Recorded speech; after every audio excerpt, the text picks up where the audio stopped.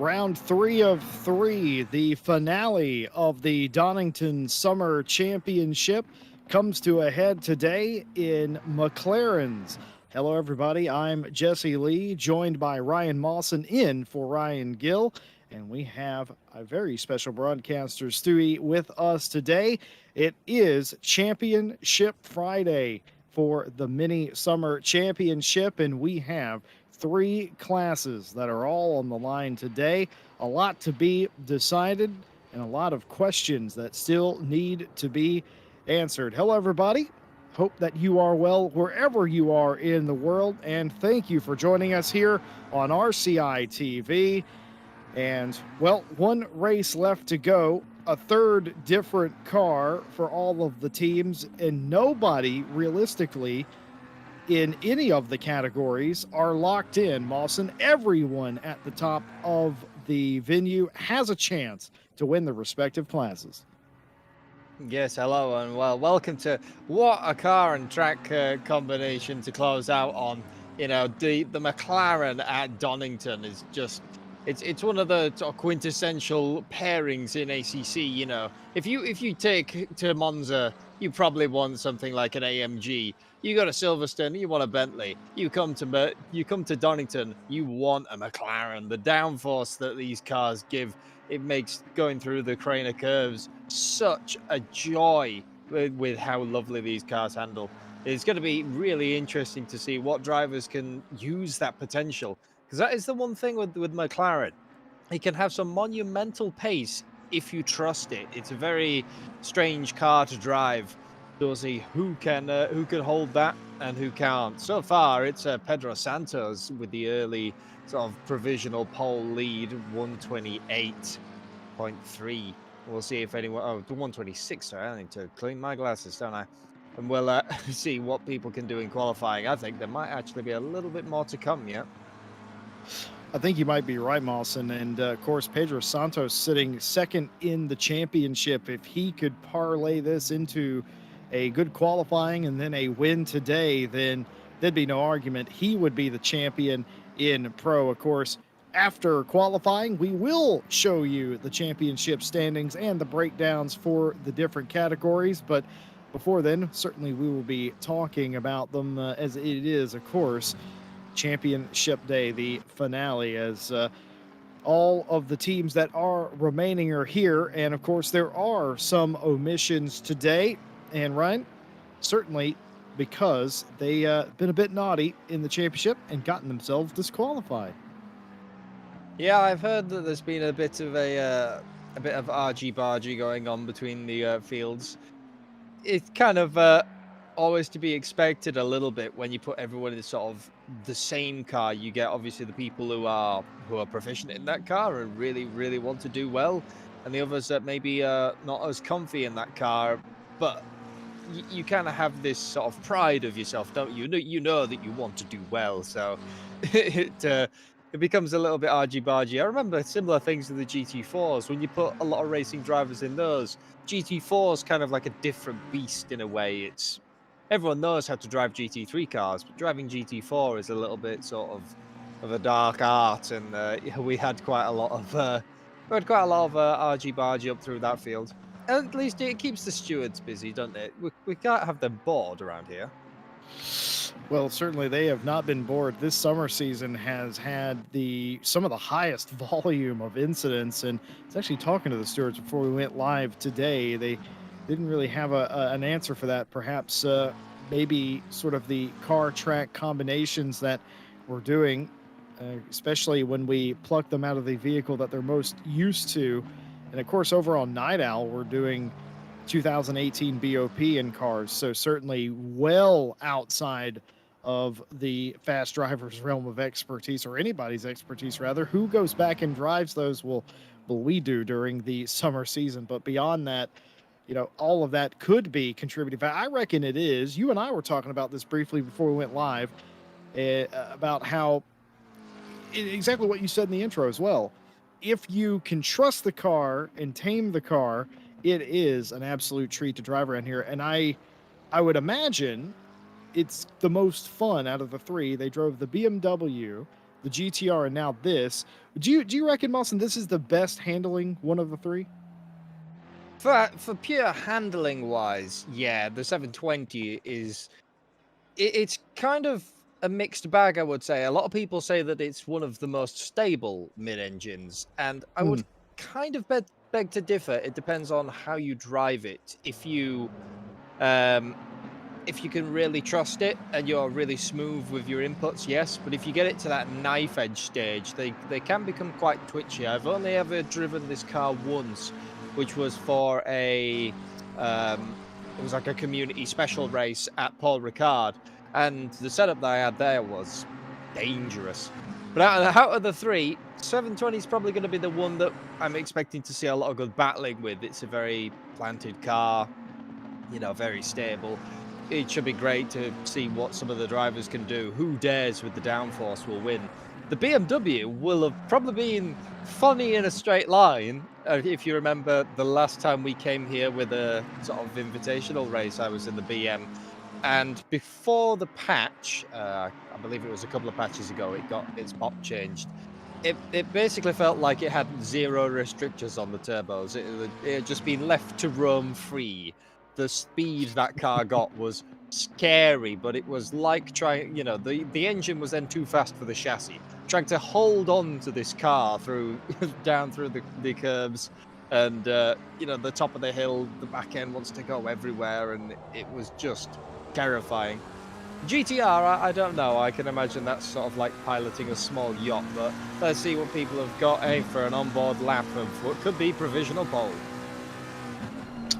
It very well could be. Adalbert Ertan leading them out of the pit lane into qualifying 15 minutes. All three classes on the track at the same time now. And of course, you got to be very careful around here, just like you would any other track. And we, of course, going across the old hairpin and then Starsky's Bridge up the hill. And very difficult McLean's now, turn 7. Half these corners are blind. You wouldn't expect it by looking at the track map and completely going off track and validating their lap. That's McLean's for you, getting too much onto the curb, but rather beside the point.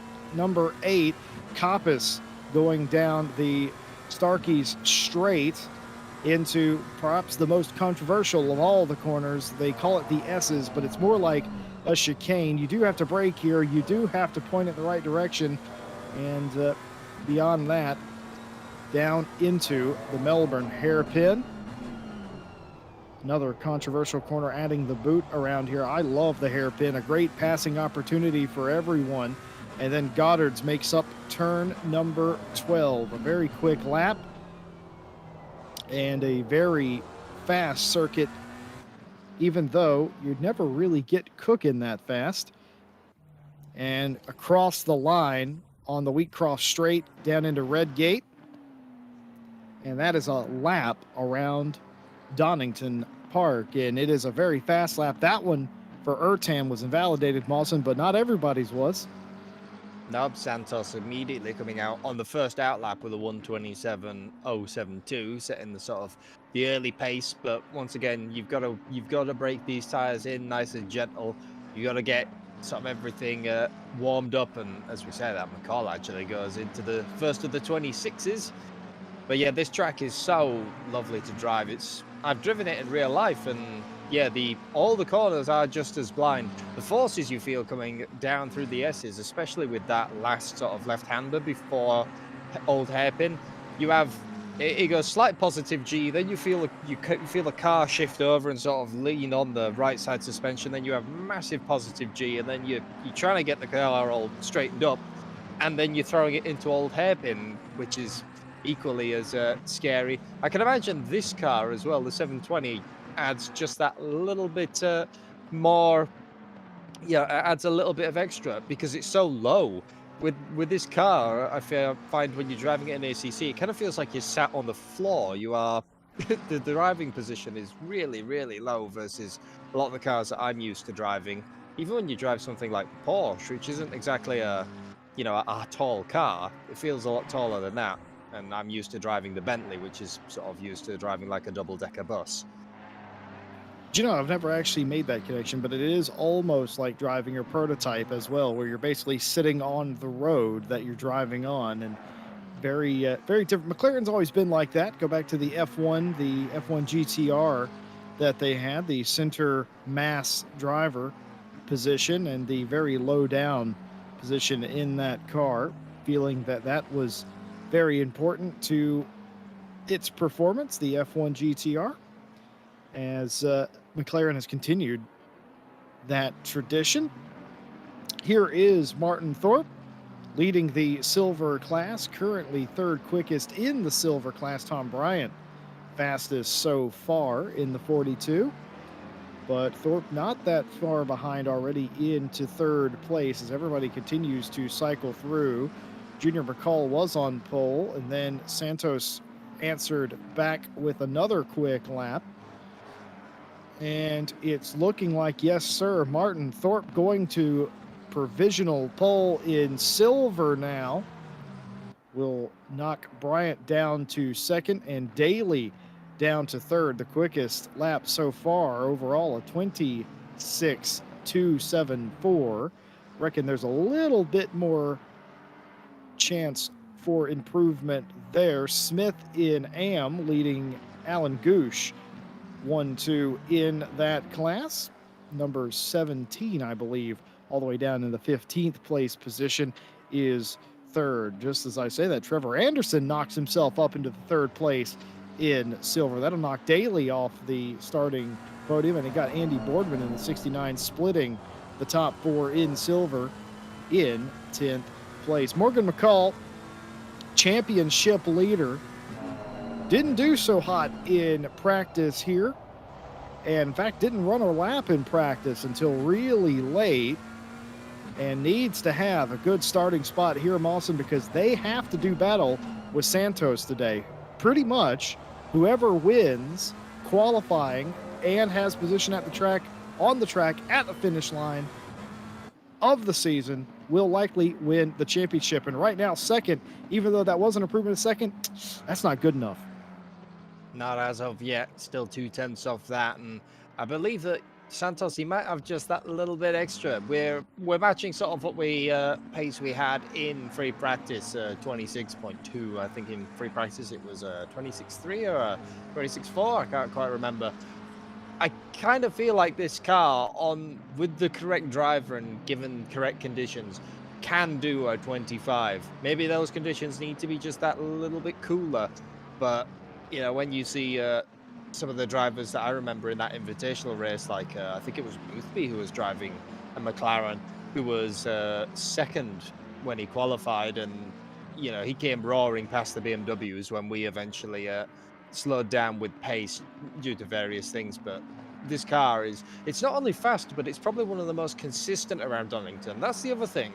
The BM is kind of, you know, it's like a rocket ship, but once you've used up your spark, you know, you've launched off, it's gone bang, the BM, that's it, you're then done. The McLaren will just keep lapping and lapping and lapping. Then I think that as well will really play into the race, even with versus Santos and McCall. It might be you know, whoever can out qualify them, that is all well and good, but can you keep it that sort of consistency and keep the lap times up? Around here, it will chew your tires very easily. The S's put tremendous forces on them, especially when they're all, you know, cold. You got to really watch your steering angles if you don't want early stage graining, and then you can sort of kiss your pace goodbye. Well, consistency is the key, and certainly that's what a lot of these drivers have lacked this championship, and that's sort of all, not a dig on the drivers, that's sort of the point. The point was to put them in a situation that they're unfamiliar with, a situation that they're not familiar with or comfortable with, and see how they respond. But what it has done is it's led to some very interesting and fantastic racing. It's led to some surprise finishes, and no one as of yet has or had taken control. And that's how we get ourselves into the situation where you basically have a do or die round, as for the moment, or just a moment ago, you had the top three in pro, Santos, McCall, and Vining, all in the pit lane. They've all left except Morgan McCall, who continues to sit there. There's no way he's calling it quits with 5 minutes to go, certainly making some fairly significant adjustments to that 540 McLaren, certainly. Well, with 5 minutes as well, you got to remember, with the laps being so short, 5 minutes might not sound like a many laps, but you could probably squeeze at least, you know, 2 to 3 in. So maybe he's going for a final, adjust the tire. Some drivers will adjust tire pressures accordingly, actually put them up slightly, and then yeah, you do a final do or die where the third lap is the tires are going to get overpressured, but they might be just perfect for that one lap where you have no fuel on board, brand new tires. And if you're that close, you know, you're talking tenths, hundredths, any improvement will help. Then that might be what the key is. A lot of the time as well, you can find is through the, yeah, as you air quotation marks the S's, it's the chicane, as we know. whoever is the bravest through there. You know, if you can slam the car through there, you can gain monumental amounts of time. But the track limits here are also no joke. Turn 1, the S's, old hairpin, they are all there to bite you. Very well said there. Well, Thorpe had gapped his silver competitors. That was until Daly set a lap 1/100th slower than him. Daly back up into second. Tom Bryant down to third. Sider earlier set the ninth quickest lap. And up front, this is the state of the championship. Pedro Santos is in second place by 7 points. Remember, you get points for qualifying on pole, and Morgan McCall leads that championship. So if Santos wins this pole and finishes one position in front of Morgan McCall at the checkered flag today, Pedro Santos steals this championship from Morgan McCall.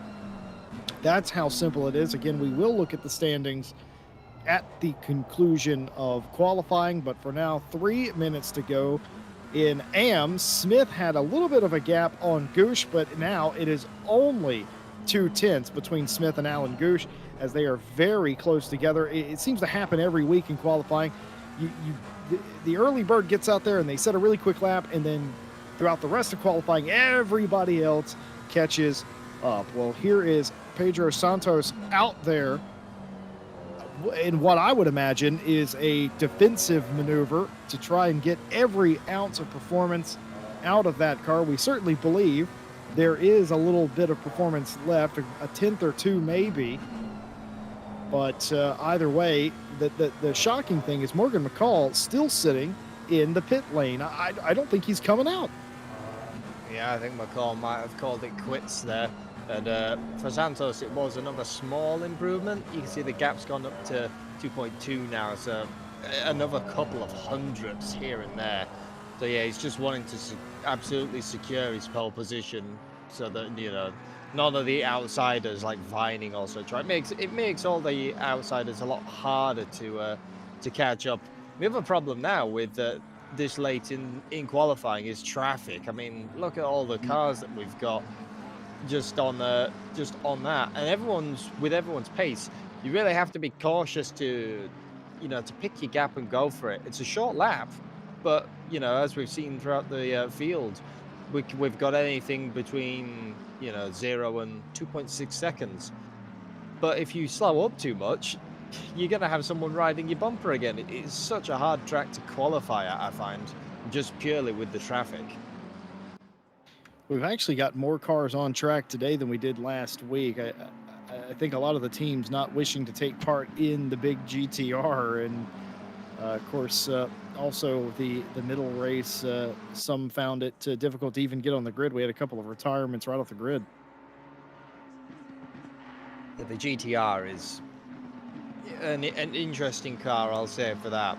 It's very strange as well, because I'm sure in the right hands it can do great things. I mean, we had with our friends at OVRC once, we did a one league, and there's a driver over there known as Mike Stoffmeal, for anyone who might be watching who knows Mike, and he just drove away with everything in this GTR. But I mean, I'm sure you could give Mike a go-kart and he would still somehow put it on pole at Spa, for example.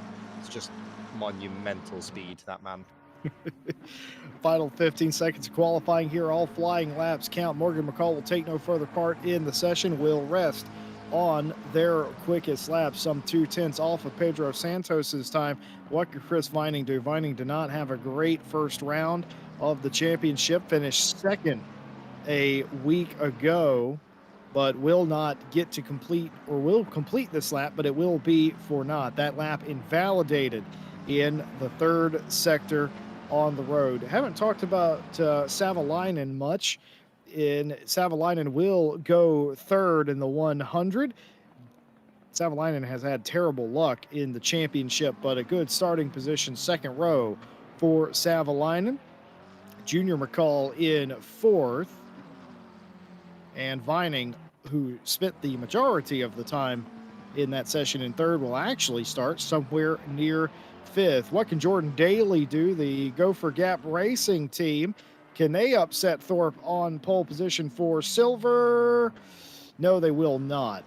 And that's how they will shake out 1-2 in that class. Well, here's Trevor Anderson, who is sort of in the middle of the silver field. The last of the main group will not improve. In fact, actually did improve, sorry, just a little bit, but did not gain position.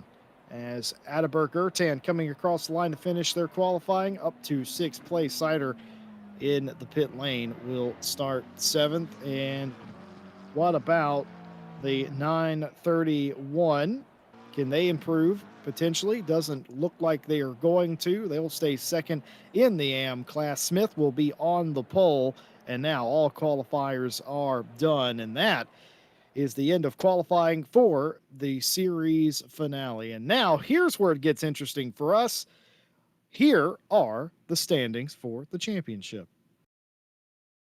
We're going to start with Pro, as we have South African Morgan McCall leading the championship, 127 to Pedro Santos's 120. Keep in mind, Santos gets some points for qualifying on pole, so it's actually less than 7 points right now. And all you need to know, basically speaking, whichever one of those two drivers, Morgan McCall or Pedro Santos, whichever one finishes in front of the other one, barring some crazy turn of events, they're going to be the one that wins this championship. But behind them, Chris Vining with 95 is in a battle with Ataberk Ertan in fourth place. 2 points between them, and only 3 behind all of them is Andy Boardman in the 69. That's the top 5. Behind them, it doesn't get further apart. Just a couple of points separating all of these. Junior McCall, Lucas Sider, and Savolainen.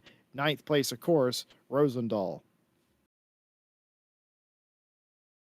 Moving on to the Silver Championship drivers, Martin Thorpe has the most impressive lead of all of the teams, but there are just about 4 drivers that can win this. John Arasser in second place and Jordan Daly in third, all the way back to Tom Bryan in fourth. They're all 29 points out or better. They all have a legitimate shot. If Martin Thorpe has a terrible race today, Tom Bryant wins the race, well, then you could go fourth to first really quickly. We'll try to keep you in the know with that. Mark Brown and Stephen Miller, fifth and sixth, a few points apart. And then you got Cam Prager, Anderson, Gronmark, and Durrett rounding out the top 10 in silver. And these are the drivers bringing up the rear of the silver fight. AM's very interesting as well. As you might imagine, you thought 20-some points was a big gap. The Nate McConnell does not have that gap. Matter of fact, I didn't see Nate McConnell here today. I don't know if he actually is, but 126 points for him. Muhammad Kamal Ali with 101, and Daniel Ricciardo with 96 is your top 3. Hapanimi, Smith, Clark, Humphreys, Lahome, Svenas, and Webb, the top 10, all vying for positions here, just a few points off of one another. And of course, this, the back half of the AM field.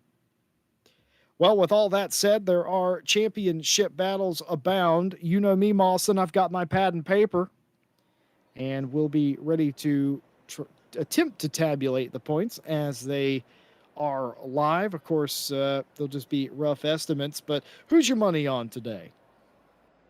Oh, it is such a hard one to call. With the pace that Santos has shown in free practice and qualifying, it's definitely going to be hard to beat that. Obviously, someone who is quite comfortable in the McLaren. It took McCall, quite a number of laps before he'd caught back up. I think that might just give Santos the tiniest bit of an edge. And speaking of drivers who we'd saw in qualifying, Santos, Savalainen and McCall actually ran the dead same time in qualifying. They both ran a 126.472. So that is how close it gets down to it. But because McCall had run the lap first, obviously he keeps second place. But Savalainen, he always seems to have sort of bad luck, if you notice, wherever he goes. I remember him in Night Owl, and he would show phenomenal pace, and then something terrible would happen to him, just completely out of his control a lot of the times. And then it'd be sort of same story next week. Sad to see that it's kind of continued again. and the other driver as well. Nathan McCall is here. He's all the way back in 19th at the minute, but I believe he's P4 in his class. So not a million miles away. Reading the chat on the, apparently he only realised that he was out on 109 litres when the 4-minute mark ticked over.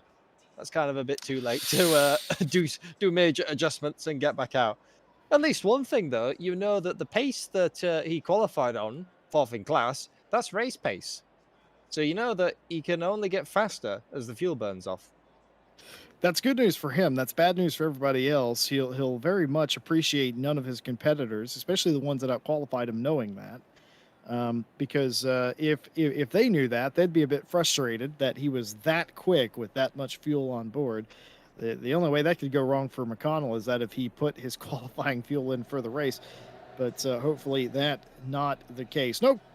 No pit stop required for this championship. There's no need to come down pit road unless there are penalties or you have damage. Of course, we have an armada of stewards. I was talking to them earlier. 8 of them in there today for the finale. They've, based on how the championship has gone, I think they brought in a few more than they had the last few weeks.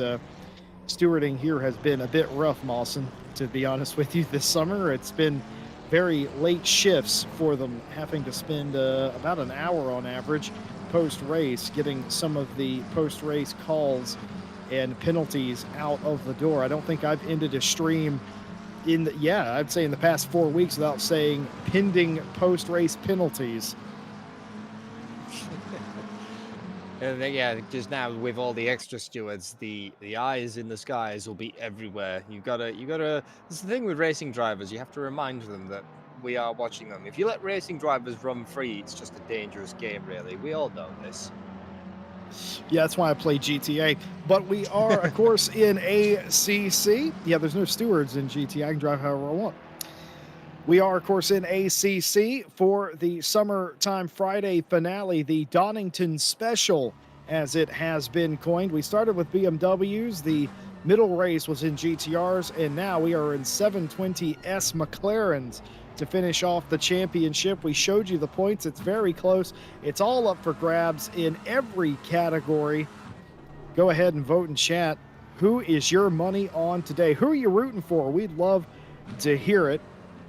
And a big thank you to all of you for spending this Friday afternoon, a little bit of your time with us. We invite you to like, subscribe, hit the bell, don't miss a single race. We'll be back with you tomorrow night for the Night Owl finale for its Summertime Championship. We've been racing 2018 cars and BOP in that championship, and it's been very chaotic as well, perhaps in a slightly different way, but very chaotic nonetheless. We'd love to have you, and of course, a big thank you to our partners, Race Department, AK Informatica, Driver 61, Fanatec, and Sim Racing GP for everything they do for us here at RCI TV.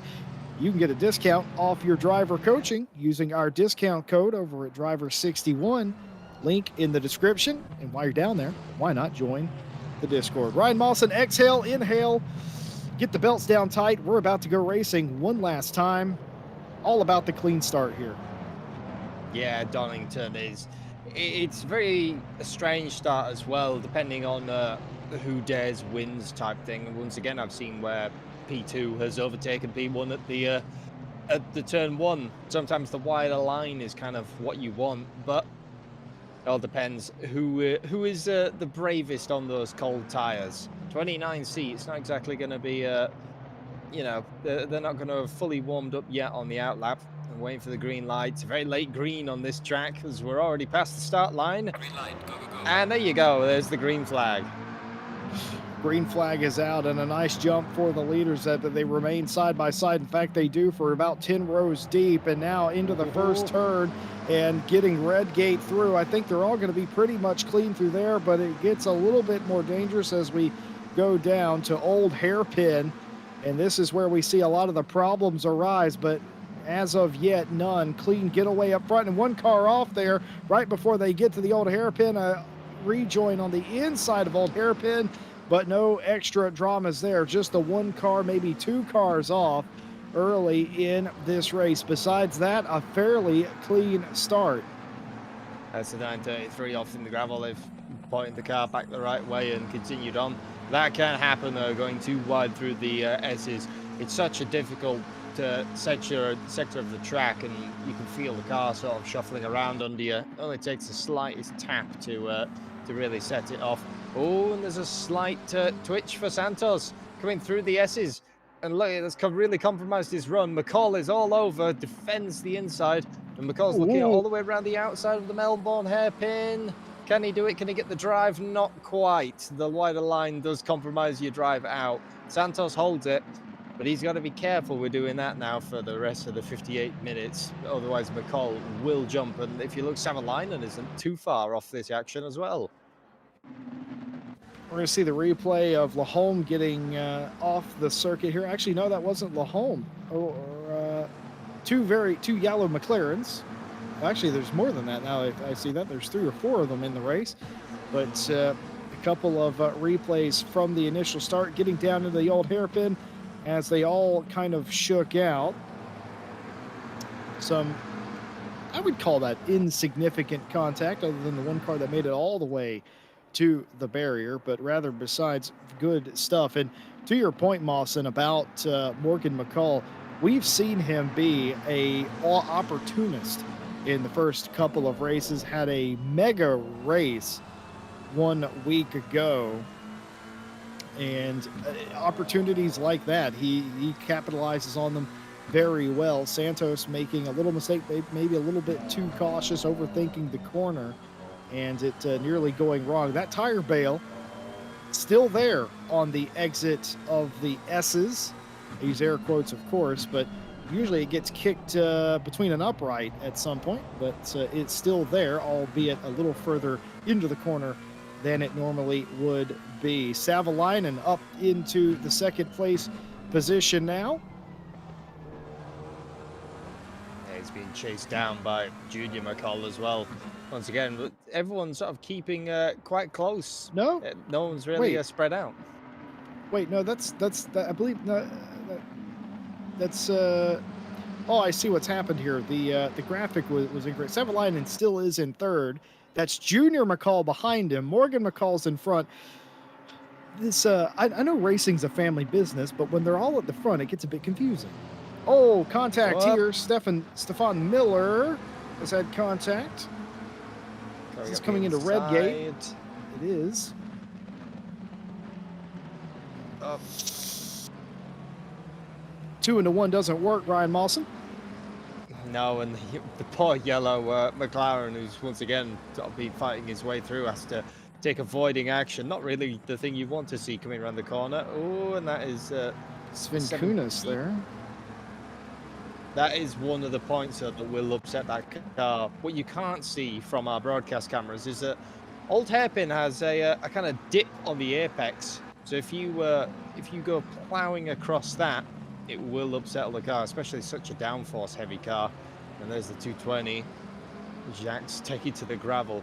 Come around the corner and you can imagine that all the cars in front of you scatter, and there's someone pointing backwards at you. It's unsettling, isn't it? It's not really the thing that you really want to see. I can imagine it, especially being unnerving if you are one of these drivers who drive exclusively in virtual reality. I think that'd be even more unnerving. Watching Adalbert Ertan. I was wondering, I saw Andy Boardman was up several positions. That certainly helped him. Ertan spinning out of the 7th position. And you got Boardman, who qualified around the 10th place position, up to 8th now.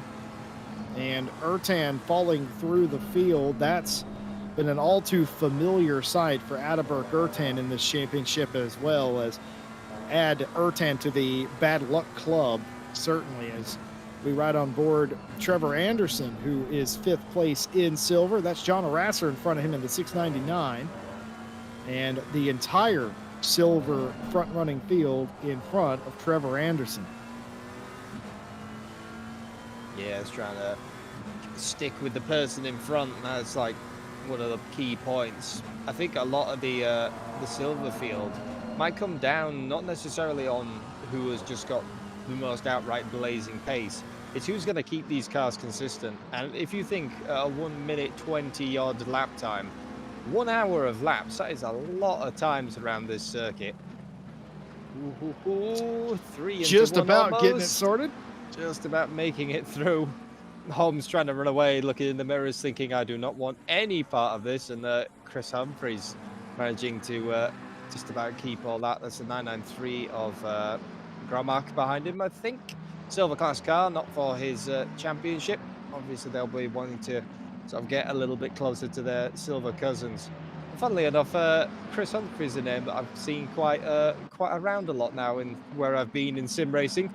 He's part of CHSR, does a bit over there. And when I qualified for SRO Esports, he's an admin over there, which I never knew. I see. That must explain why. See, I always feel like admins and broadcasters, we're all sympathetic to one another's plight. So when we go other places, we try not to make waves or rock the boat. Chris Humphries is one of those individuals. I feel like just comes in, does the job, races, and I don't think we've. I don't think he's ever. He's one of those guys that doesn't rock the boat. So I don't know if that's mutual sympathy for other series or not. But Ooh, Jordan Jordan. taking the rally line, and it's so easy to crash it through the S's when you do that. He's going to lose positions here potentially, but you know as good as I do, it's so easy to lose it here when you have 2 on and 2 off. Doesn't happen to Daly, and he will maintain a top 10 position, but a scary moment there.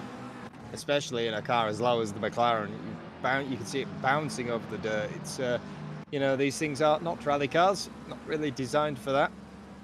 And this is Ertan once again. Ooh, another little touch.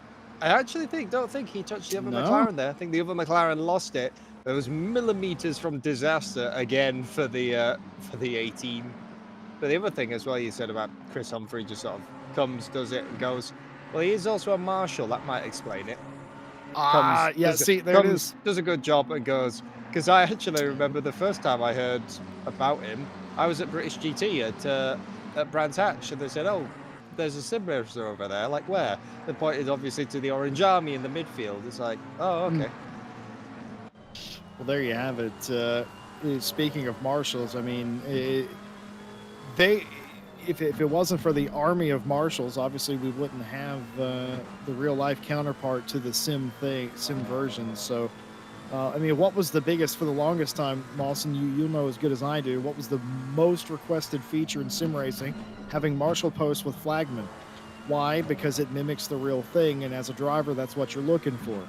And for a long time in sim racing, we didn't actually have that.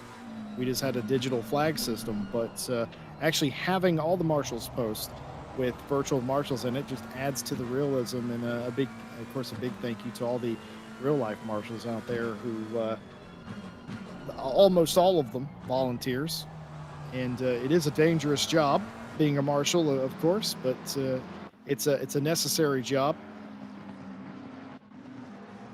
Yeah, I remember back then when we just had little pixels. Ooh, Nate McConnell, that's for the lead, by the way, in AM. Yeah, so Nate McConnell, sort of, he's got his fast boots back on, trying to catch up to Smith, the 666. But I did think that would kind of happen. You know, everyone in front of him had gone out on the quali fuel, and he was out on race fuel. So the 666 is the red British GT car in front of him, so I have to keep an eye on that battle. At least it's an easy car to keep track of. It's the only bright red car in the field, and the only one with the fluoro British GT banner. I will say, if I'm Nate McConnell, I am happy I got away with that little bit of a touch. You know, it is easy to turn a car around, and a little bit of a touch right there, it is of no consequence. But oh dear, I'd hate to think what that would have been like if that was a GTR or a lot of other cars. It could have very potentially spun them around, but rather beside the point. They a little bit of a tap there, a love tap, if you will, and they keep going racing for 1-2. McConnell with that excellent pace, like you said, went from 4th to 2nd. Daniela Ricciardo here, or excuse me, Ricciardo, getting side by side, lap car there. At least I assume that to be a lap car. Deeper on the brakes, just about keeps it. And that also answers. In fact, no, that doesn't. That is the wrong livery. But there was a guy in chat asking about, is there any 2Cs drivers in this? Well, yes, we have. We have Ertan, who's rocking the 2Cs livery. Once again, I believe that is the British GT car again. It's just got its Intelligent Money banner on. We can see it in the background rather than the bright Flurio. Oh, a twitch from Muhammad. He's going to have contact, and everybody has to scatter as Muhammad Kamal Ali does the smart thing. And that was on purpose, trying to get the car off the track, certainly from Muhammad. But just a twitch here, gets not quite on the line, twitch. That could have very easily crashed the car in front, doesn't. Everybody else intelligent, and the smart move by Muhammad Ali there to get the car off of the track and reset. And a very scary moment. We've seen that come to a multi-car pileup in the previous weeks. Doesn't in this case. And look at this, slow through the corner. The 933 here. And the 54 looks like, oh, the 26 slow, almost contact as they all stack up. Just and a little bit of contact. To get it all the way through. But no, they're still going at it. A little bit more. Too wide down the straight. They look so twitchy, Mawson. All the cars look so twitchy. You can tell the people who really gel with this car, and we've seen that is a massive dive up into turn 1. Will he hold it? Ooh. No, another big twitch, and the cutback occurs. But the people who really gel with this car are being really, fluid with it and getting on really well.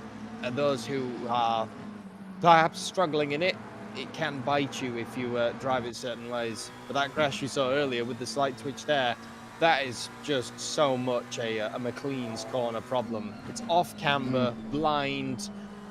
You want to get on the power earlier and earlier, but you know that if you do, it just causes those twitches. And in a car like the McLaren, as soon as you upset its balance, kind of all game over. I was once told about running at Donington. I was given this advice. You want to hit the inside corner of every turn, but don't hit it too much. Yeah, I mean, it's a fair call. All of the inside of the turns will likely want to bite you around here. Coming down the S's, that final drop, you don't want to be too far over. Old hairpin, you don't want to be too far over. McLean's is kind of like the world's latest apex, where you think it'll never come. And actually, same for Coppice at the top of the hill. If you turn in super early, you just bounce it over the curb, and you could be pointing backwards by the time you come to the straight. And while we've got the little breakaway pack now, the top 4 have all sort of scuttled away, but they've not really scuttled away from each other. No, you're absolutely right. I was just going to comment that wide camera angle, all 4 cars together. This is the back of Morgan McCall's McLaren looking at the front of John Savalainen in the 100. And Junior McCall right there, hiding just beyond that. Morgan McCall acting like a sort of a cork in the bottle, but I don't think that's a fair assessment considering he's only about half a second off of Pedro Santos, the leader. So the top 4 in pro all together now, and they have been for the majority of this race. Junior has caught up to this group, and there you have it. The top 4, actually 5 and 6 as well, as that was Cider and Vining in the background, but top 4 all together here, and it's all it's going to take is a slight mistake for it to all go wrong. We saw Jordan Daly come off the track earlier. He's now in between the top 2 in AM. Thorpe still leads Bryant, and by some margin. Thorpe has nearly 6 seconds on Tom Bryant in the silver class. And we were talking about Muhammad Ali having issues, and of course the 17 as well. And here is Adalbert Ertan, either trying to get through the field. Is there contact here, or is this just a pass? It's going to be a very desperate one. Looks like it was just a pass. So a reprieve for Adalbert Ertan there, getting a position back up into 13th. They've got a significant portion of the silver field in the leading AM car to get through. As look here, as There goes Savalainen has McCall. been the one. Yep, that's made a bit of a mistake. Junior McCall's trying to come through. Well, you see Savalainen, he went on the attack of Martin McCall in front, the 540. And that opens you up entirely. He was slow then through the chicane, taking the less than preferred line after trying to get around him down the straight. And look exactly what can happen when you are matched machines. It is all about corner speed. You know, you can't use your car's advantage in a straight line, for example, if all of your cars are identical. So now it's now the McCall and McCall leading 2 and 3. Rounding out that podium spot. Savalainen, I'm pretty sure, will be a little bit peeved. I'm sure he wants his podium back. Off to see what he can do, because he's been every single time there was a slight gap with the 540, you know, a tiny bit wide. Savalainen was there to poke his nose in. I think it's going to be quite the battle between the 44 and the 100 now. Well, Ryan Moss, do interrupt me if anything happens. I'm going to deep dive into the Stewards penalty reports. They've had some time to do the opening lap involvements, and in fact, they have cleared the first several laps. They have found the following: no further action between the 220 and the 931. No further action between the 222 and the 16. No further action for an incident involving the 23. No further action for the 130 and the 54. And no further action between car 79 and 26. What do all of those NFAs have in common? Minor contact. The stewards are very willing to let the drivers race, make body contact as long as it's inconsequential and doesn't change position or lose too much time. That's what they all have in common. The stewards have let all of that go because nothing was lost. Same cannot be said for this 15-second penalty for car 933 for taking out car 931 on lap 1, turn 3, and a warning for 931 for an unsafe rejoin after the incident with car 933. Apart from a bit of body contact, a bit of some paint that needs redoing, fairly clean. Only had one incident so far. Kind of surprising because Donington is one of those circuits as well. There are some great passing opportunities, but you have to be really, really, really committed, and you also have to sort of pick your moment. There's no good a lot of times I find actually trying to go, you know, too wide into the S's or into this final chicane part, unless the driver you're racing backs out. But if you're all pro field, for example, no one's going to do that to you. And going down the S's up to Old Hairpin, I've seen people get around there, but it is a scary, scary moment. Two cars really don't fit there. Well, for the top four, they are still all together. 54 off the track, Alan Goosh. I was just going to comment that Alan Goosh has had a terrible start of the race. And certainly, oh my goodness, just snapping there.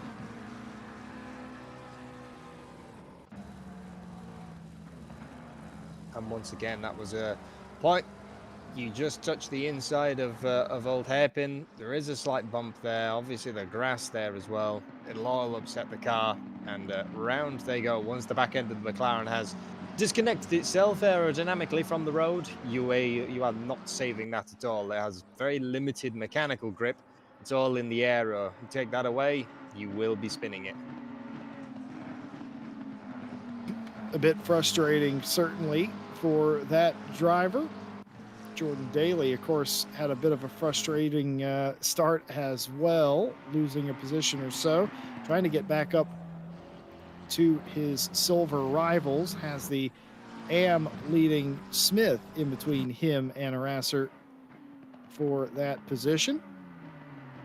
But here is the leader of the race, Pedro Santos for Saints Racing. He qualified on pole and leads the race, and as they run, leads the championship, being the all-important thing. Morgan McCall, who came in the championship leader, running second, losing a bit of time now, 2.3 seconds now. By far and away the biggest gap that there has been so far in this race. And Morgan has to summon up some some extra pace, some extra courage, and he has done that. He did that last week, in fact, Ryan, where he looked like he was nowhere halfway through that race. The car came back to life. He stormed back to the lead. So can't count Morgan McCall out, but week one, we saw Morgan and Junior McCall having to duke it out for a podium spot. It was very compelling stuff as well. And, well, we're getting treated to what I expected that we were going to see. I am pleasantly surprised at how clean it has been, but just as I say things like that, there have been another penalty handed in. You can see it on your screen as well. Yes, indeed, 15 seconds for car 333 for taking out the 931, and a warning for car 16. Those being the additional penalties, but only a couple. Certainly the cleanest race in the series thus far. The poor 931's been ping-ponged around a little bit. Yeah. Savalainen looking around the outside of McCall. Once again, not to be had it. Melbourne hairpin is so wide. It's such a longer line going all the way around the outside. It's possible, but incredibly difficult. You can tell that 100 now really wants the position back. And yeah, remember what I said at the start of the race? I kind of theorized that whoever stays the most consistent with these cars is gonna walk away with it. Santos doing incredibly well, but I don't know. Could McCall possibly be having a bit of a strategy call? He's just trying to make it so that he's got a bit of rubber left on the road, you know, for when all the fuel's burnt off and he can go into full attack. Obviously, for an hour race around here, you're going to have to load up a lot of fuel on board with these cars. Yeah, so Ryan Gill and I had a similar sort of train of thought the last week when it happened. We were wondering if maybe Morgan was just not using the full potential of their car, trying to save it up, or notice something that his competitors were using up their cars. The GTR, of course, not the most hospitable or commodious car that you could drive. Nicholas Smith here, and Ertan trying to get back up to the pro field. Still a long way to go, but position gained nonetheless for Ertan there. Here is Nate Mcconnell, who was right behind the AM leading Smith a little bit ago, but has fallen back just a little bit, perhaps more due to the progress of Smith. But fighting the number 30 silver entry for the 14th place. But yeah, we theorized as much that maybe Morgan has a few tricks up their sleeve, maybe not using or abusing the tires of the car as much in the early stint, maybe saving a little bit of fuel.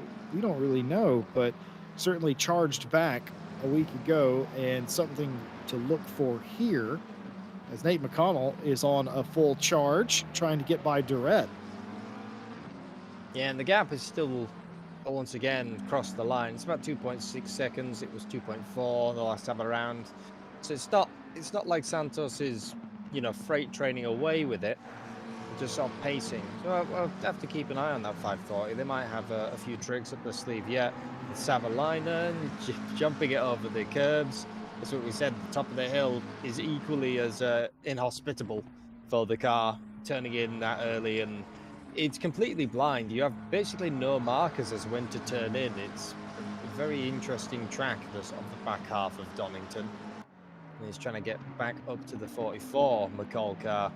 I've noticed one thing, that Savalainen seems to come alive more in the third sector, and you see the 44 has got just that little bit extra bravery sort of through the first sector, so turn 1 and old hairpin, and then Savalainen really closes up through the S's and the hairpin and the lights.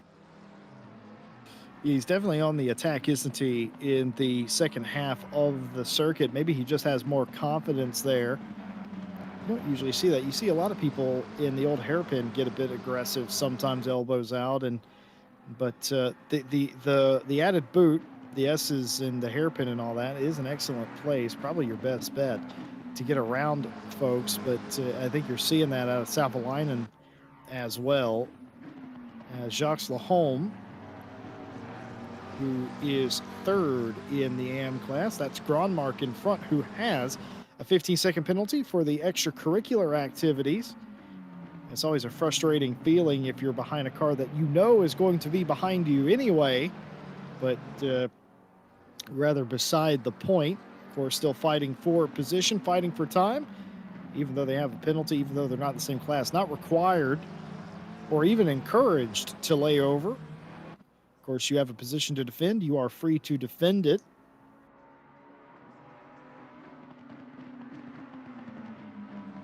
Yeah, it then comes down to the driver, doesn't it? Some people will just will concede the position in the name of of overall sort of pace.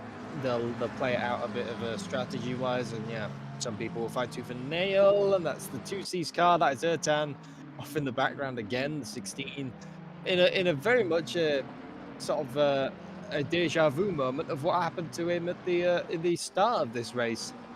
Is such a difficult point is that as once again we say the S's, I call it the chicane. Mm-hmm. It bounces the car around a lot. You're trying to get the traction down, and you're coming up on once again a slight hill there. So it wants to naturally shuffle to the outside of the track, and you can't see where the track goes. It's very taxing on the driver. And as I said, a lot of the time can be gained there. So people who are trying to push it to 110% every single time can very much come a cropper. Yeah, for Adalbert Ertan, it's not been his championship. It's certainly not been his race, as all that progress that he made since the first incident has effectively been reset at this point. I tell you what's not been reset, this battle between Arasser and Daly as they fight for third in class, continuing to do it respectfully. These two have had some opportunities to battle in this championship. I don't know if they've battled elsewhere, but giving each other a lot of respect, pretty much exactly what you'd expect out of these two, but it's been very interesting. Oh, having to save the car. Jordan Daly getting a little bit too much of the inside curb into the chicane and having to make light with the hands there. And that's pretty much what I was talking about. That inside curb, you can see it bounces the car all over. And because of the trajectory, you're naturally already heading to the outside of the track. So it's a scary, scary moment. What goes on here with the number 17? Everyone bunching up. Coming in hot from behind. Ooh, and just about keeps his place. Very close quarters indeed. But does he Sven keep the Kunis, well, we're going to find out. Sven Kunis has the correct position on the inside and does, but that took several corners to resolve that. Sven Kunis staying in the 19th place position. Of course, nice move here to the inside, nice and late. And pass done. Nicholas Smith, well done. Yep, so I believe that's the 666. So there's the Ertan car, the 16 going by Smith. He's probably thinking, I've already had this guy pass me.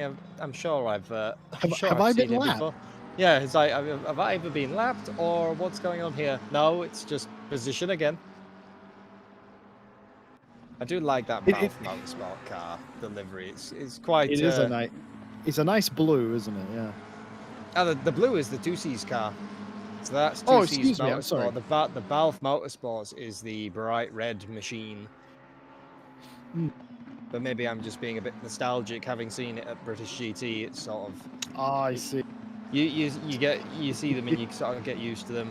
In the same way, you know, if you see a Team Parker car, it's like, oh, I've seen this one. Well, we all know what everybody's favorite car livery is, don't we? It's the Hatsune Miku AMG, right? I think we can all agree that's everyone's favorite car. It's definitely our broadcaster Stewie's favorite car. I've had quite a few. Stewie shakes his head in disgust at the possibilities of him driving a Mercedes. I mean, yeah. You need to maybe put that livery on the Porsche, then there you go. But yeah, that's a good point. Muscle brings up a good point, Stewie. If you could have a Hatsune Miku Porsche, would you drive that? I think the silence. Our broadcaster is We're being blanked. Just Yeah, no, I know, man. He's been silenced. He is no longer participating in this conversation. British GT fan in chat says, "How about another 24-hour Australia race?" Let's look at flashbacks to this day. You know what they say, British GT? Never say never.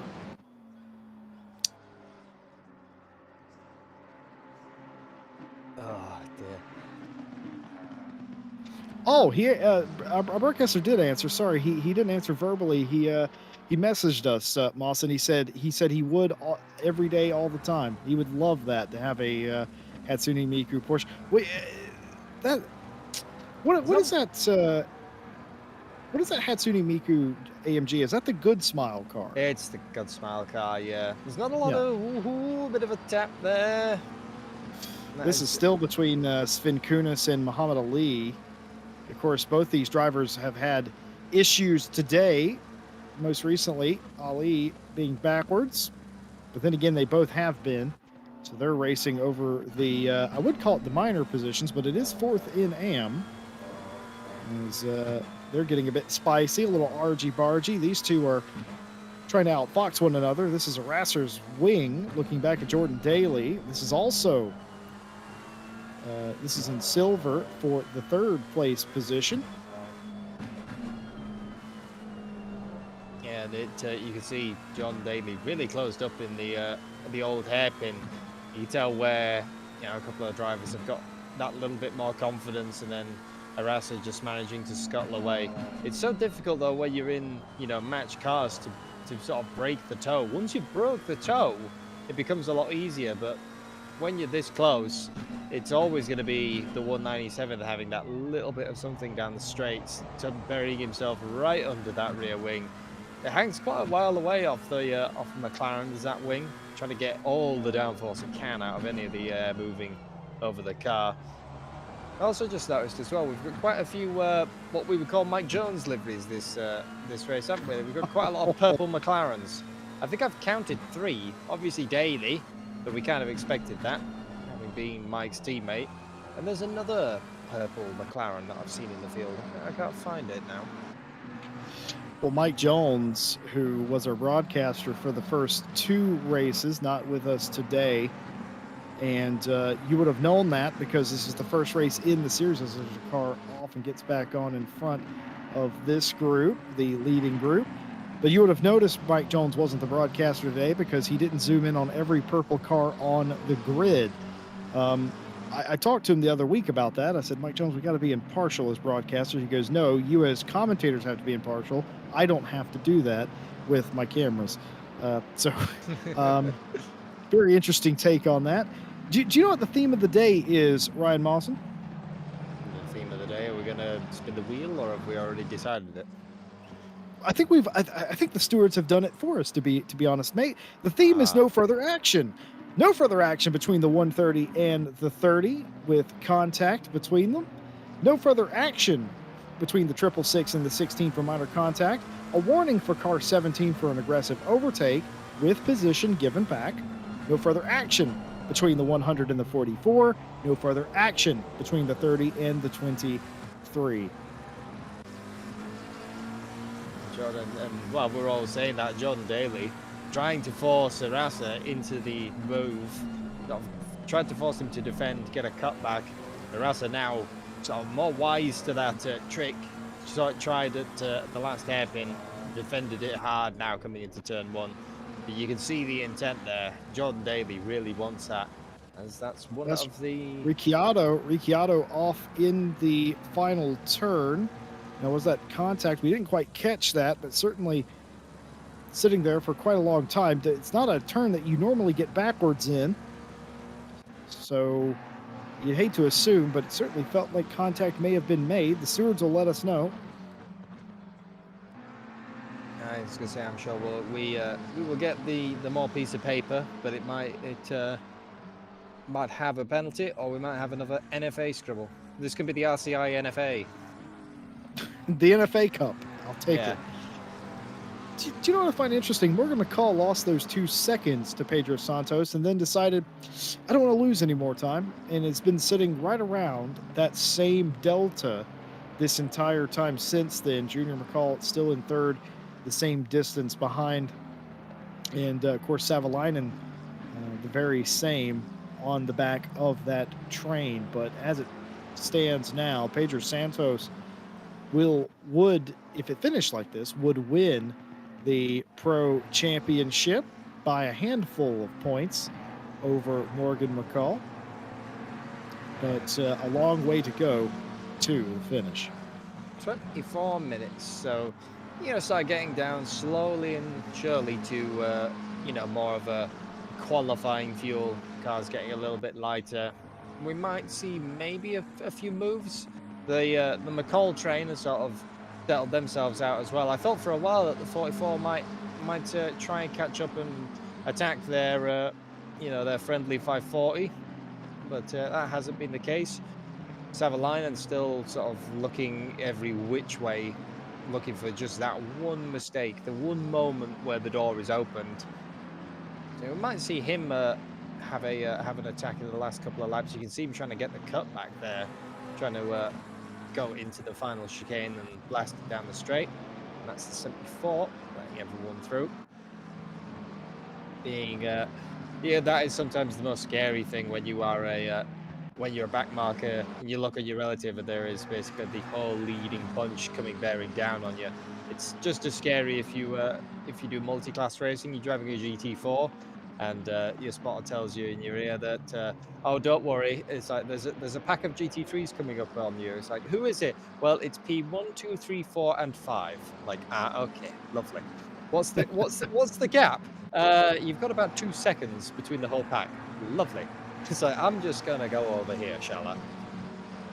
One of the most humorous things, I think, is Jordan Daly is actually coming in the pit lane. Now, this is not a penalty, and there's no scheduled stops on the day. So Jordan Daly has pitted out of the top 5 in silver.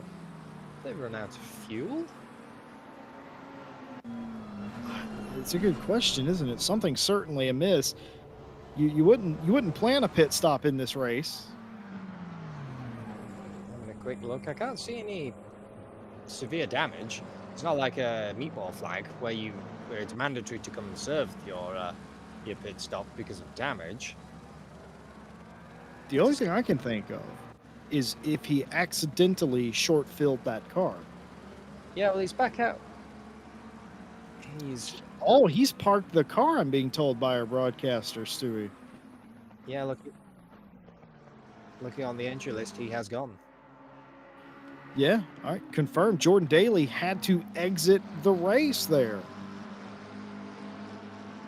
Sad moment for his race. It looked like they had such a good battle going on, but I'm sure for Erasa, the 699, that's sort of taking the pressure off him. Just needs to essentially drive it home.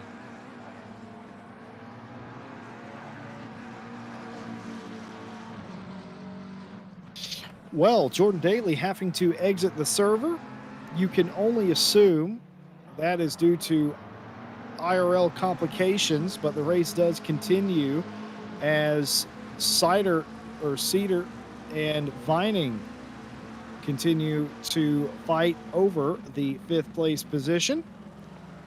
Oh, behind them, that could be a bit frustrating. Oh, we got a car off here. Oop. Is that the 220? I think it is indeed Jacques Lahome, in the 220. As everyone having to navigate the mobile chicane. Let's see what happened to him here. Oh, contact there. And that is Santos. That's the leader. Was it really? Yeah, it's the golf-colored car. The blue and orange, quite distinctive. That was Santos. Now that right there, we're gonna watch the Trevor Anderson. This is what I was reacting to in the background. That was what I was reacting to, and then I noticed that Jacques Lahomes was off in front of them. So now Ryan Mawson, go with me here, buddy. I'm going with it. This entire championship, the stewards have said it is your job as a lead lap car to make your way around the lap cars safely. That is not doing that safely. That was the leader of the race. And any sort of penalty coming towards Pedro Santos's way would completely change the complexion of the championship in Morgan McCall's favor. Now, my question to you is, should Santos, I mean, obviously the answer is yes, but could Santos have been more careful there? It's obviously you need to have a closer look at, what the other drivers did. It's one of those where if they did something that was entirely erratic, Chris Humphrey's still battling away. If they did something entirely erratic, like touch the brakes coming out of the chicane, you could maybe say that was so unpredictable that the car behind had no idea what to do. But if they were just continuing at a steady pace, through their own, and the lead car essentially plowed them off the road, then yeah, that is on the lapping car, I would say. Having a look, the Santos car didn't sustain much damage, so I don't think it was it wasn't a full-on smash out of the way, but it was enough of a touch that they turned them round. Definitely going to be interesting. We'll see if the penalty pops up against his name or what, but that could have been that. Well, Morgan McCall is now right back behind him. That definitely slowed Santos up a significant amount. Remember, he had a 2-second lead, and now he just doesn't have any. He was certainly sort of stuck behind that car. In no way did Pedro Santos mean to do that. That's not what we're talking about here. Certainly, Santos doesn't want to go out there and impact anybody's race. He doesn't want to have contact with anybody for any reason, not even those he's racing. That was an accident, but it could be a championship costing accident there. It's going to be interesting to see. And the reason I asked Mr. Ryan Mawson that question is because that's what the stewards are going to be asking themselves was that avoidable? Could he have been taking better care, or was that the lap car's fault? And I think you explained exactly what I was getting at there, because it's all going to come down to that. If the stewards determine that was Santos's fault for not being careful, that's going to be a penalty on him. If they determine that the lap car had a problem, then the likelihood is they won't give a penalty out for spinning another car. So very eagerly awaiting the final word on that penalty. And like a broken record, Junior McCall and Savalainen going at it for the final spot in the podium. But now they find themselves a lot closer to the leaders in front. And I often find myself thinking and wondering what drivers think, that certainly they would have seen the waved yellow in the S's the last time by, well, 2 times ago. And they will have noticed that Santos is back in front of them now. They will have probably been able to put 2 and 2 together that Santos was involved somehow. Yeah, it was double waved yellow for the double yellow McLarens that were stricken. It's almost hard to say. Pretty much. So for Savalainen, though, I mean, it's not only brought them closer to, back the front pack, it's brought all of them now to a potential podium, because they're only, Savalainen is barely 2 seconds back from the leader. Even if he got a 5-second as a bit of a slap on the wrist, that would put Santos all the way out of the podium spot. On board, Savalainen having a bit of a drift there. Hot work at the wheel and managing to somehow keep it pointed the right way. These cars are not nice when the aero starts to let go of them, and it gets even harder when you're following someone so close, because they rely so much on aero. As you get aero wash off the cars in front, yeah, they can get quite squirmy. We've certainly seen that throughout this championship. It's not something we talk a whole lot about. And who's that off up there? That is the 54, I believe. That's the Hapenmi, the Yam car. Kari Hapenemi off, all sorts of issues here. Being told that he was actually helped off the track, and I suspect that is the case, as we're going to see the replay now, because that's a very strange place to go off. And yes, indeed. Oh, my goodness. Yeah, that was a Stewards being worked right until the final moments. 14 minutes to go. Still got some Oh, things. no, out of the Ertan again. That is the third time Ertan has had an issue, and that was very violent. Once again, it's that bump on the inside. If you dare go anywhere near it, yeah, it can chew you up, spit you out. And a deja vu moment for Ertan for the third time.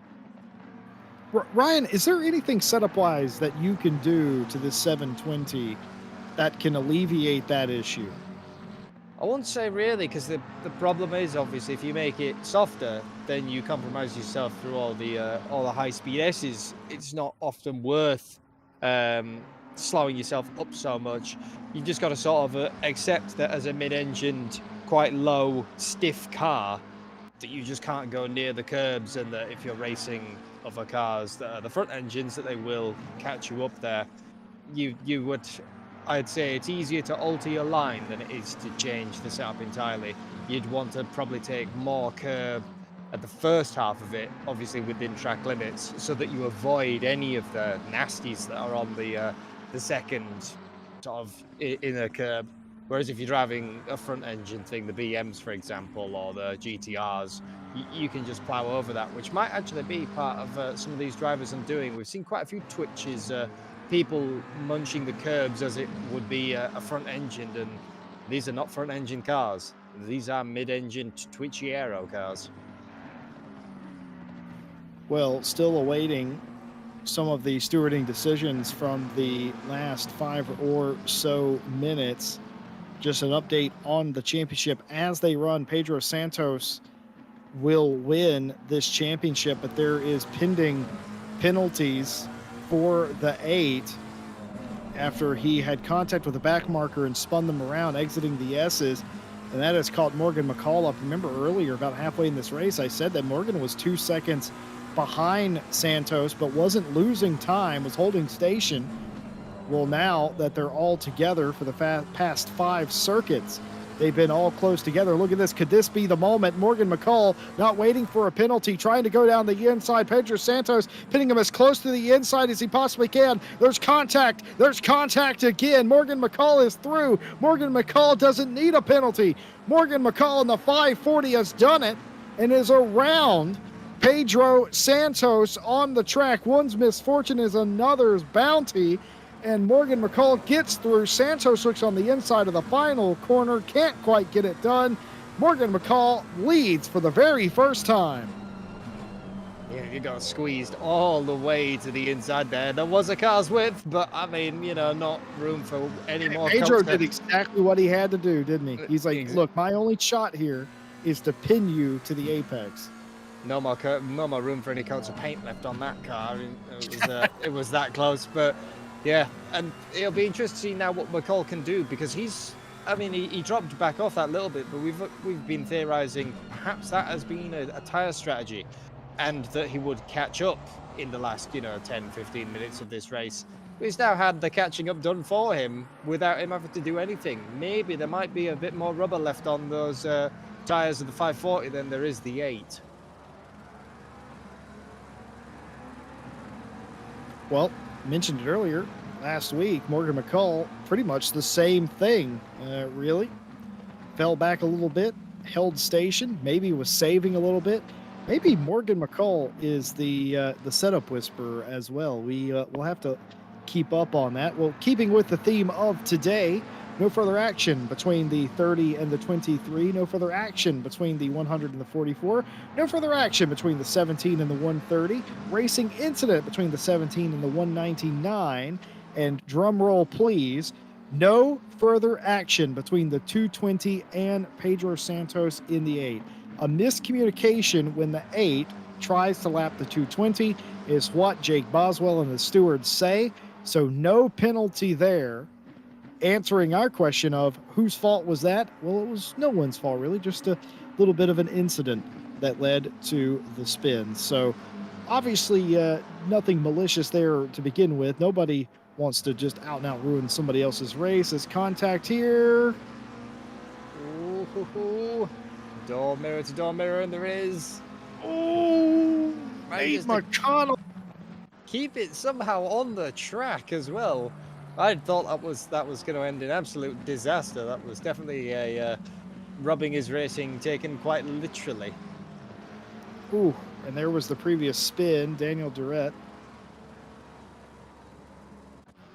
I thought, and I'll say this because I know Nate McConnell. I thought Nate McConnell was going to remove the car he was racing against, because that is not easy to stay side by side through that section, but he did it. Yeah, I think they're going to have a new couple of wing mirrors on those cars. There was definitely no room to be had there. Somehow managing to keep it on the track. I thought that was going to end in tears, going down the S's, that side by side. We were close. Waiting for it. Oh, Folks yeah, at home, I've worked with Ryan Mawson long enough. We were both quiet, waiting for the impending disaster. It just didn't happen. Yeah, it was like, this is going to end up into the gravel at Old Hairpin, and wow, no, it's all worked out. It was like, oh, okay, somehow. And you know, having raced here in real life, I can also tell you I've been in the gravel at Old Hairpin. It's not very good. I can't recommend it as like a a holiday destination. It's not got good facilities. You were smoking when you visited. Yes, I caught fire at coming round turn 1, had a fuel line leak, car burst into flames. I coasted it down the S's and ditched it into the gravel at Old Hairpin because that was the only Marshall post that had a big enough fire extinguisher. Like, I remember coming down the S's and watching a guy running through the gravel trap with the fire extinguisher already. It was like, right, okay, we're abandoning here. Our chat has devolved into discussing their best fast takeaway spots, and as is tradition here at RCI, Adalbert Ertan's bad season will finish that way. A drive-through penalty, that not by the stewards, mind you. That, of course, too many track limit warnings. ACC assigned drive-through penalty, but being the class act that Ertan is, of course, instead of parking the car like a lot of drivers would this late into a season that hasn't gone well, and this late into a race that hasn't gone well, rather, besides, Ertan does continue to plug along inside the top 20, but frustrating champ for the driver of the 16, but you got to commend him for keeping at it. Oh, absolutely, still continuing to go around, and that's kind of part of the.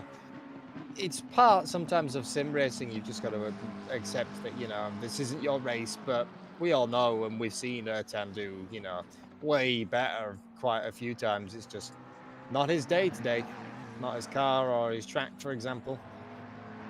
But he'll come back stronger. And having a look, yeah, I see what you mean. The chat is discussing. We've got Greg's versus McDonald's and Greg's versus Subway versus McDonald's, and someone also mentioned KFC.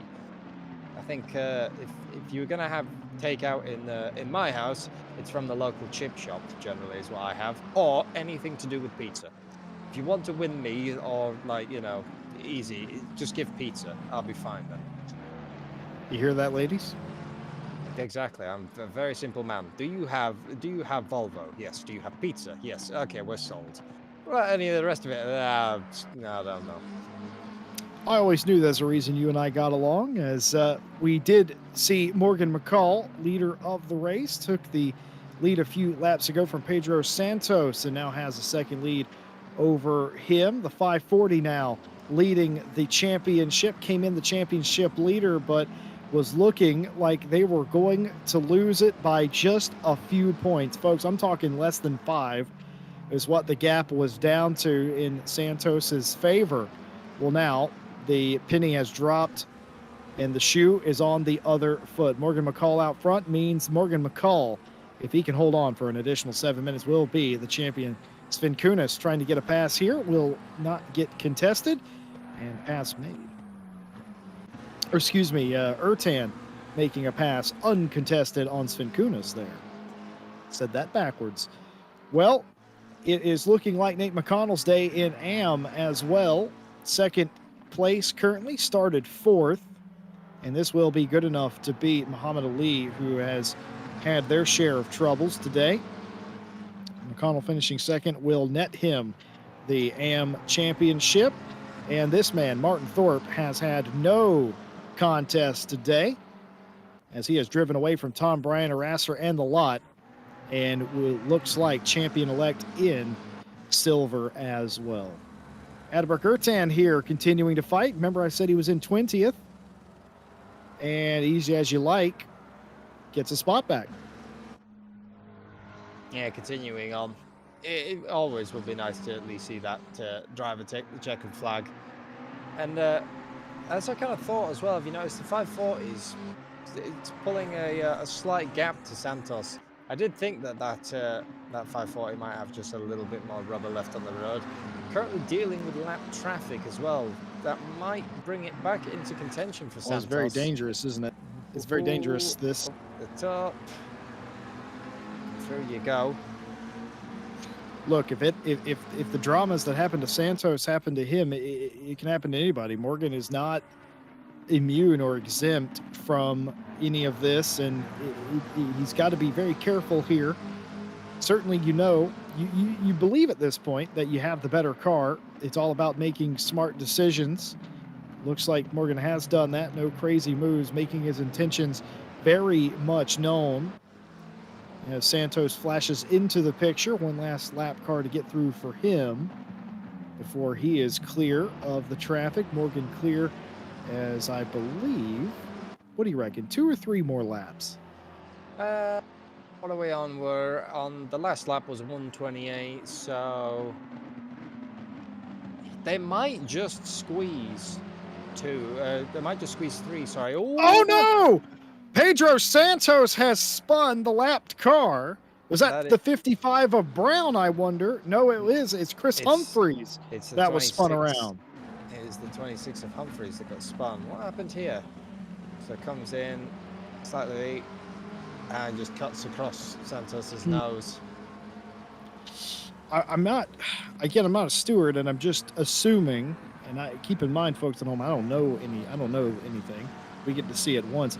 I'm almost certain they're going to find in favor of Santos on that one as well, because I felt like the lap car that was out of the way did not stay out of the way. Your take, Ryan? Yeah, I think so. It looked like the 26 probably braked late for turn 1, as in the first action of that looks like just going wide. So Santos has probably taken that as an indication to pass. You know, it's not uncommon that AM cars will go far, far off the line to let you through.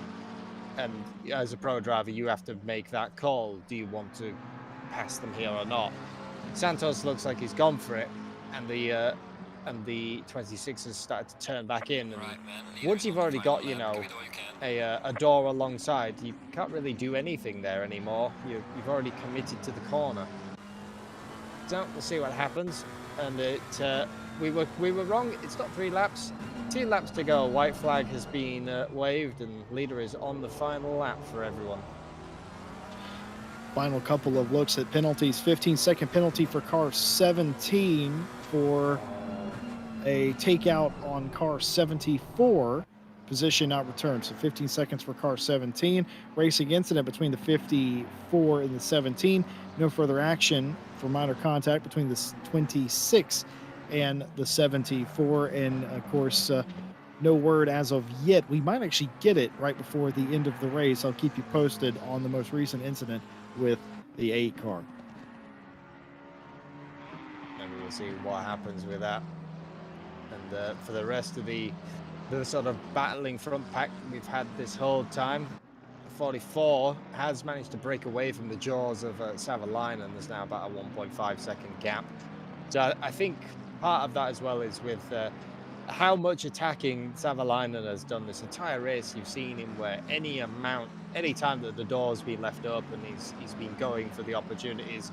I think maybe just that car is a bit tired. It's had enough now. But Morgan McCall will come across the line, take the checkered flag, and over that he will win the championship overall. Santos stays second, obviously pending the penalty. We'll see what happens there.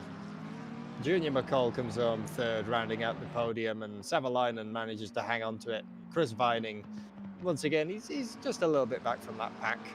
Still a good race for him, though. Andy Boardman is going to finish up the front running pro cars in 7th. He started down in 10th place. An excellent run for him, a quiet day.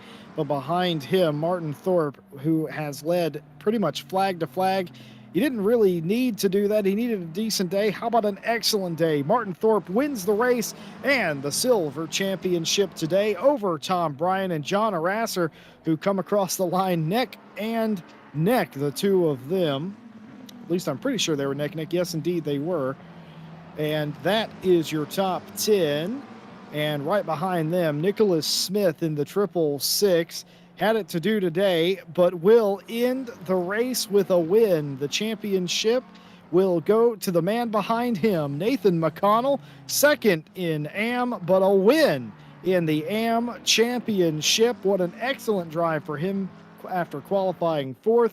Drove all the way to 2nd and parked it there. Durrett, Brown, Miller, and Muhammad Ali will round out the AM podium in that position, as all of the drivers coming to the line to finish the race. Morgan McCall up against it today.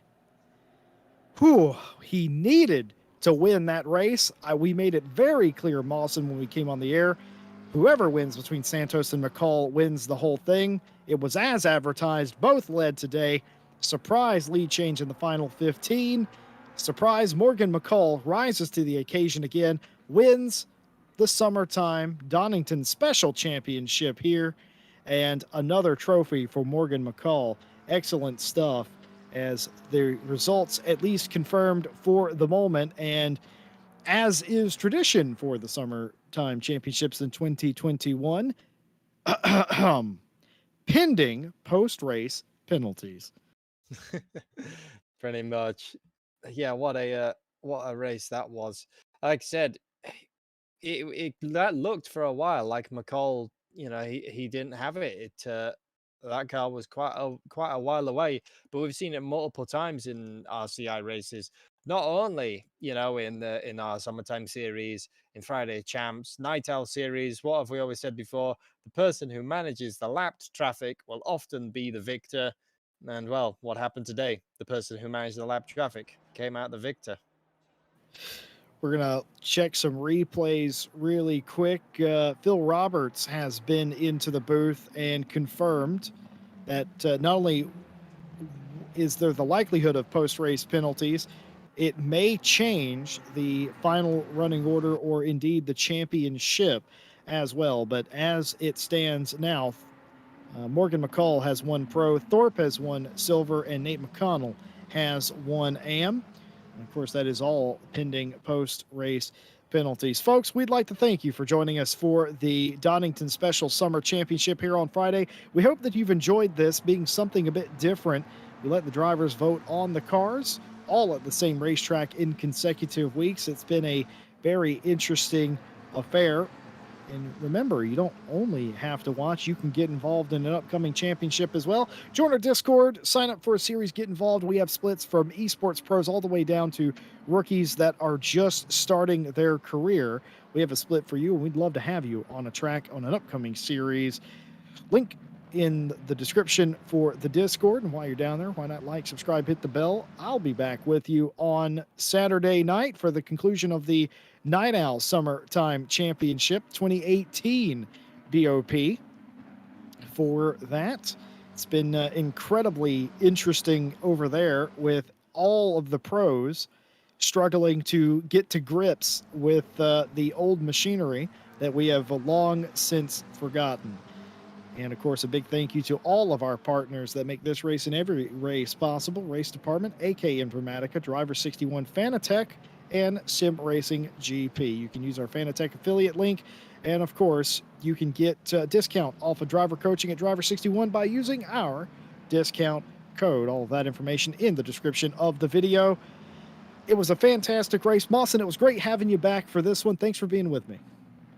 Yeah, it's been a good one, and action all the way to the end. But the names that we bring, they're always going to happen, isn't it?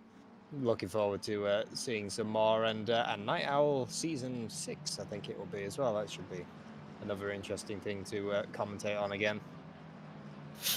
Yes, indeed. For those of you looking for the Moss and Lee train, that should return for Night Owl season 6.